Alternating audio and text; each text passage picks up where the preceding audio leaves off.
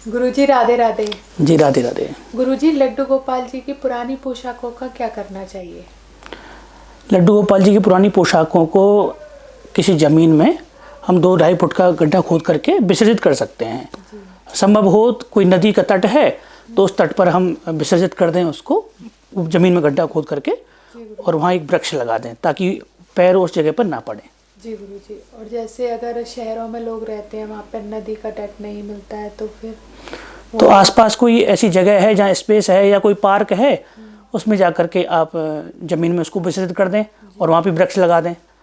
उससे 2 फायदे हैं। एक तो लड्डू गोपाल जी की जो हमने पोशाक विसर्जित करी है उसमें पैर नहीं पड़ेगा। दूसरा, टेम्परेचर जो 50 डिग्री तक पहुँच जाता है गर्मियों में, तो उससे भी कहीं ना कहीं राहत मिल जाएगी।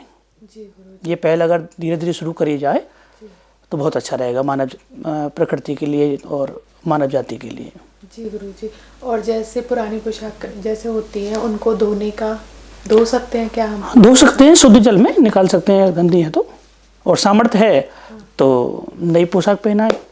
छींटे मार के भी, जैसे सर्दियाँ हैं, ऊनी वस्त्र हैं तो वो अपवित्र नहीं होते।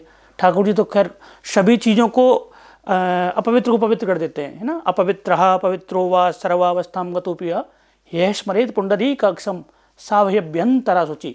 चाहे अपवित्र हो, पवित्र हो, किसी भी अवस्था में हो, बाहरी हो, भीतर हो, सभी अवस्था में पुंडरीकाक्ष भगवान श्री नारायण का नाम लेने से सब शुद्ध हो जाता है। तो वो तो खुद शुद्ध हैं। जी।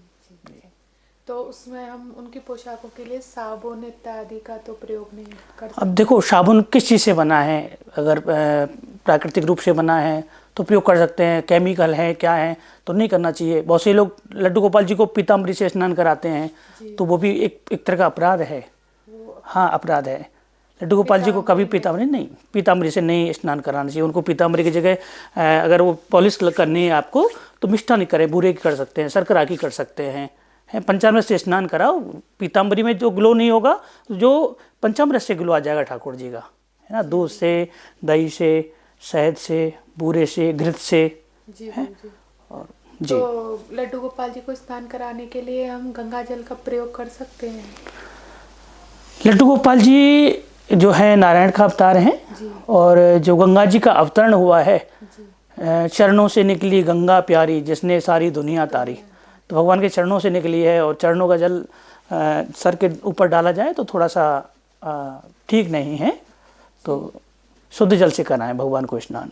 जी गुरुजी। और उनके हमें जो बर्तन होते हैं या फिर जो बाल्टी वगैरह, वो सब वो बिल्कुल अलग होना चाहिए। अगर हमें वस्त्र भी धोने हैं तो उसके लिए भी एक अलग पात्र होना चाहिए। स्नान करा रहे हैं तो अलग पात्र होना चाहिए, शुद्धता के साथ में होना चाहिए। भगवान को भगवान समझना चाहिए। जी। राधे राधे। राधे राधे।